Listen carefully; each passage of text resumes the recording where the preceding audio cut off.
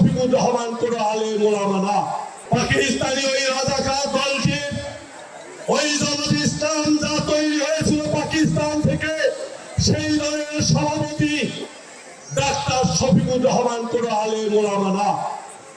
ওরা প্রেসিডেন্ট টিকিটের নামে ভণ্ডামি করে আমাদের মা বোনদেরকে অপমান করেছে। ওরা বলেছে ঢাকা বিশ্ববিদ্যালয়ের ছাত্রীরা নাকি পতিতাদের সমান। আমি ধিক্কার জানাই দেশের বাইরে আবার অপমান করার জন্য ওদেরকে বাংলাদেশে আমরা দেখেছি।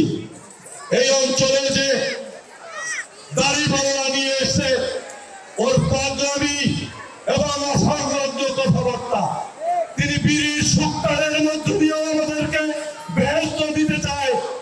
ভাই, কোন ভালো পরিবারে, কোন আলেমের পরিবারে জালেম হলে তাকে সেই পরিবারের সম্মান দেওয়া যায় না।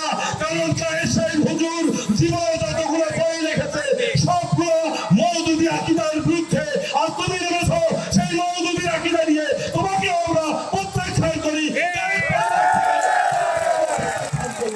আমাদের মা যখন মৃত্যুর সঙ্গে প্যান্ডেল হয়েছিল, তখন আমরা সারা বাংলাদেশে মিলাদ মাহফিলের মধ্য দিয়ে দুহাত তুলে মহান আল্লাহ রাব্বুল আলামিনের কাছে মুনাজাত করেছিলাম, হে মহান আল্লাহ রাব্বুল আলামিন, তুমি আমাদের মাকে সুস্থ করে দাও। কিন্তু ওরা আজকে ফতোয়া দিচ্ছে দোয়া করা, হাত তুলে মুনাজাত করা নাকি হারাম, এটা নাকি ইসলাম সমর্থন করে না। ওদের ধিক্কার জানাই। আমরা চাইতে পারি একমাত্র আল্লাহর কাছে, তোমাদের কাছে কিছু চাই না, তোমাদের কাছে কিছু প্রয়াস করতে না। আজকে ওরা ইসলামের শত্রু, ইসলাম নিয়ে ওরা ভণ্ডামি করছে, ইসলামকে ওরা বিভিন্ন খাতা ব্যবহার করে ইসলামকে বিতর্কের মধ্যে ফেলেছে। অথচ আমাদের শহীদ রাষ্ট্রপতি জিয়াউর রহমান বাংলাদেশের ইসলামিক মূল্যবোধ কায়েম করেছিলেন। তার জন্যই তৈরি করেছিলেন বিএনপির মধ্যে বাংলাদেশ জাতীয়তাবাদী ওলামা দল। কারণ আলেম ওলামারা যে রাজনীতি করে, যে ধর্মীয় মূল্যবোধ নিয়ে যে রাজনীতি করে, সেই দলের মধ্যেই শান্তি থাকে, সেই দলের মধ্যেই গণতন্ত্র থাকে। ওদের মতো রাজাকার ওরা গত 54 বছর আমাদেরকে দেখিয়েছে ওরা রক কাটতে জানে। পাকিস্তানের 23 বছর আমরা দেখেছি ওরা কিভাবে আমাদের উপরে নির্যাতন করে।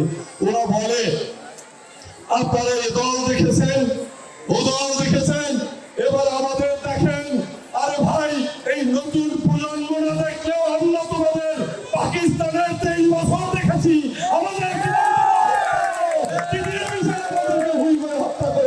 কিভাবে আমাদের অধিকার থেকে বঞ্চিত করেছো, তোমাদেরকে আমাদের নতুন করে দেখতে হবে না। তোমাদের ওই লেবাস দেখেছি আমরা, সুতরাং আমরা শুধু আগামী 12 তারিখে তোমাদের এইটুকু দেখিয়ে দেবো যে 1970 সালে 2% ভোট পেয়েছিল, এবারও সেই রকম একটি অবস্থার মধ্য দিয়ে তোমাদেরকে প্রত্যাখ্যান করে 13ই ফেব্রুয়ারি সারা বাংলাদেশে ধানের শীষে বিজয়ের উৎসব করবে ইনশাআল্লাহ।